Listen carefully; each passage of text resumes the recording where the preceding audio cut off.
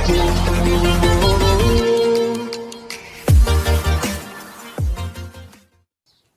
दोस्तों, अस्सलाम वालेकुम and you are most and heartly welcome at Chetan फर्ट यूट्यूब चैनल।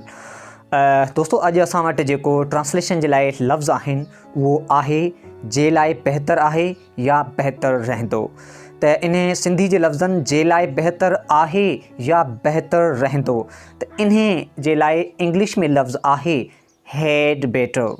जी हाँ, हैड बेटर। तव्हां ॿिन्ही जे लाइ या ॿिन्ही जी ट्रांसलेशन जे बदिरां हैड बेटर खे इस्तेमालु करे सघो था।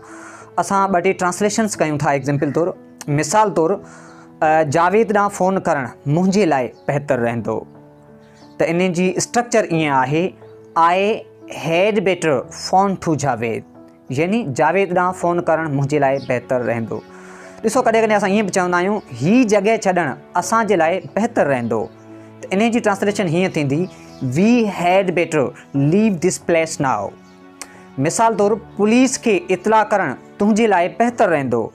यू हैड बेटर इन्फॉर्म द पुलिस। मिसाल तौरु, असां आख़िरी हिकिड़ो एग्ज़ाम्पल तौरु सेंटेंस वठूं था, कौशल्या लाइ ॿीहर स्कूल वञणु बहितर रहंदो। त इन जी ट्रांसलेशन ईअं थींदी, कौशल्या हैड better join the school again. त दोस्तों, होपफुली तव्हांखे हीअ ट्रांसलेशन सम्झ में अची चुकी हूंदी।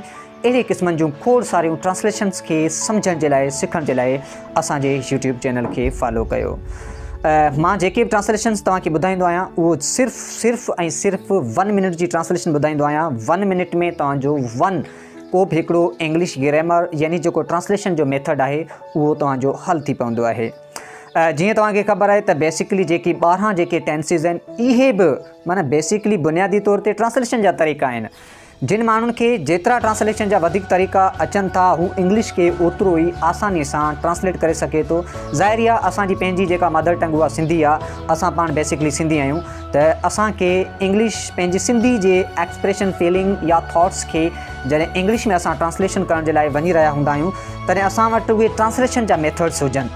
त इन लाइ जेका मूं कोशिशि कई आहे, छाकाणि त मां सोचियमि त असांजा जेके सिंधी दोस्त आहिनि उन्हनि खे ट्रांसलेशन्स में घणो प्रॉब्लम अचे थो। हर यूट्यूबर इंग्लिश ग्रामर पढ़ाए पियो, नाउन पढ़ाए पियो, मुख़्तलिफ़ शयूं पढ़ाए पियो, पर इहा शइ मूं काफ़ी जेका रिसर्च कई आहे, इहा शइ मूं न ॾिठी, छाकाणि त इन शइ जी असांजे काफ़ी ॿारनि वटि कमी आहे। छाकाणि त इंग्लिश स्पीकिंग डिपेंड करे थी तव्हांजी ट्रांसलेशन जे मेथड्स ते। ऐं दोस्तो, हिकिड़ी ॿी तव्हां सां इहा मुंहिंजी शिकायत आहे। उहा शिकायत इहा आहे त मूं जॾहिं पंहिंजा ऑडियंस जॾहिं चेक कया त उन में 15% सिर्फ़ु जेके मुंहिंजा जेके सब्सक्राइबर आहिनि उहे मुंहिंजे वीडियो खे वॉच कनि पिया।